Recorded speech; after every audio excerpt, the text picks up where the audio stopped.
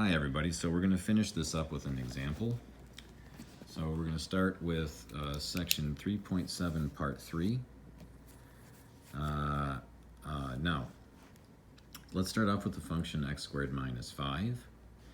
And I'm going to, again, find out that this is the candidate function. And the way I do that is I say, all right, we're going to give the f of x the boot. We're going to let y be equal to x squared minus 5, add 5, and then I take the square root. And remember, if I impose the square root, I get plus or minus the square root of y plus 5 is equal to x. Now, I needed to select plus or minus or plus or minus, and I made a mistake in a video, and I drew something over here, and I said it got muddied. Ignore me on that. I just caught my mistake, and I went, oh, wait a second.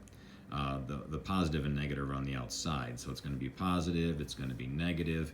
So you're going to get something that looks like this, and so you know it's not a function. So we have to choose, are we going to go positive or are we going to go negative? We are going to select the positive of it, and we want to point out that our domain is x is greater than or equal to negative 5. So I go here and I say, all right, my domain works. If I plug in negative 5, I get 0, and I'm just dealing with the top half of this graph. This bottom half doesn't exist because I dropped off the negative. Okay, now I've got to think about this function and this function getting plugged into each other. So f composed with g, well, this goes in place of the x. So it's the square root of x plus 5 squared minus 5. Well, we've already defined our domain to be greater than or equal to negative 5, so this isn't going to create any issues. So I can square a square root, and I get x plus 5 minus 5, and that's x. And if you check some values from greater than or equal to negative 5, what you'll get back is that value. Now we've got to take this expression and plug it in here. So now I've got x squared minus 5 plus 5. The 5's drop out, and here's where I run into an issue, and I talked about it at the end of the video.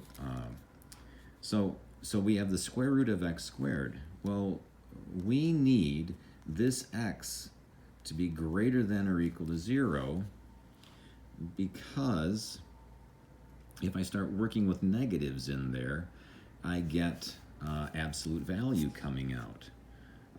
And the reason is if I draw that graph, here, I'll just draw that graph real quick. 1, 2, 3, 4, 5. We've got a function that is not one-to-one. So our original function has to have domain greater than or equal to 0. So in order for this to work, we've got to restrict the domain here, and we have to be aware of the domain here, and we've got to decide, are we going to do positive or negative in that instance? You could have chosen the bottom half, but not the top.